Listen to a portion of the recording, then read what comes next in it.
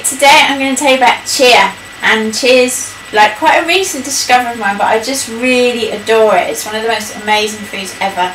It's another Peruvian food. It's quite interesting how a lot of the foods we have come from South America, and it's just a seed. It's a seed that's quite similar to flax. It's a tiny little black seed, even smaller than sesame seeds, and it swells up like flax when you eat it, and forms a gelatinous sort of mass that's really good for making crackers, and really good for putting in milks, and really good for making puddings. So I really love chia milk. I have chia milk quite a lot, and I think I've put a chia milk recipe up before. I did the magic milks. But today I'm going to do chia pudding. What I've got here is 1 cup of chia soaked with 3 cups of water, and you can see it makes this really gloopy mess, and that's been soaking. I did that about 10 o'clock. It's now about 5 o'clock, so it's been soaking 7 hours. So you really need to do it at least 4 hours, maximum like 8, I'd say. If you leave it more than a day, I found it starts going a bit mouldy. It goes mouldy easily. But just like that, that's just perfect. That's quite stiff. You could make it runnier, but like this, it'll set really nicely.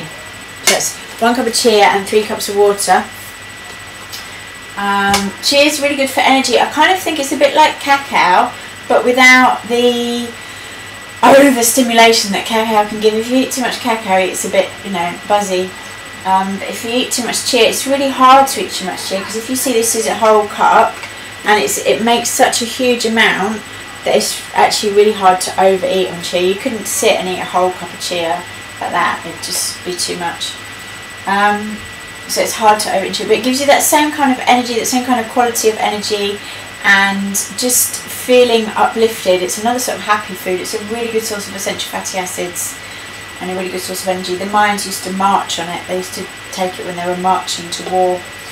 So I've got some biscuits on the Royal Living website called marching biscuits. Those are really good biscuits. So here I've got my chia, and in it it's really simple. I'm going to put half a cup of mesquite. Mesquite is a sweetener similar to carob. And I've got a tablespoon of camu. Camu is a sort of powder made from a berry that's kind of like lemon sherbet. It's got a sort of lemony taste. I like putting camu in sweet things because it just lifts it a bit like lemon does. And I've got a tablespoon of tahini. This is the Rapunzel tahini, which is raw. It's made from unroasted sesame seeds. You could use almond butter as well, that would be lovely, white almond butter. And then I'm going to put in a tablespoon of agave just for a bit more sweetness. There we go. And lastly, I'm going to put in a teaspoon of suma. Suma is one of my favourite things. It's a very powerful adaptogen, suma. You only need a tiny bit, so I'm just going to put in a teaspoon of suma. It's very rebalancing for the body.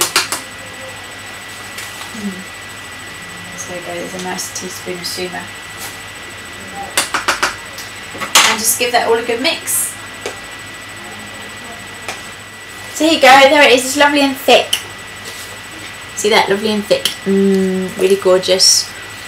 And that will set. If you put that in the fridge, that will set, so you can cut it like a jelly.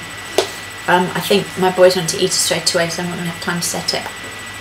It's a really good thing to take travelling, chia, because you can just, it's really good if you know you're not going to have access to a kitchen, and you can just have a bowl and some water and soak it up, and it makes a really lovely quick pudding that's really sustaining and filling and energising. You can put chocolate in it, you can put lucuma in it, you can put berries in it. I'm going to put strawberries. I've got a punnet of strawberries here, 250 grams of strawberries. I'm just going to stir those in as well. So I've got my silicone mould. I'm a big fan of silicone moulds. If you can get them, they're really useful, versatile, they last forever. Make things really easy to set. So I'm going to put my chia and strawberries into the silicone mould. And I'll just sprinkle a bit of bee pollen on top.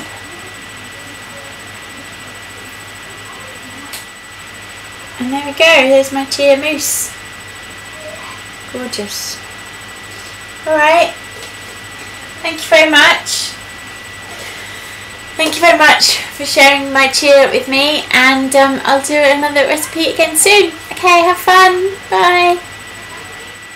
Okay, Ruben's come to get his mousse, and he's got it with some raw ice cream, bougie ice cream. Okay, enjoy it, Ruben. Thank you. There's Ethan's. I know, but Zachary, do you want to come and get yours? Zachary, come and get yours.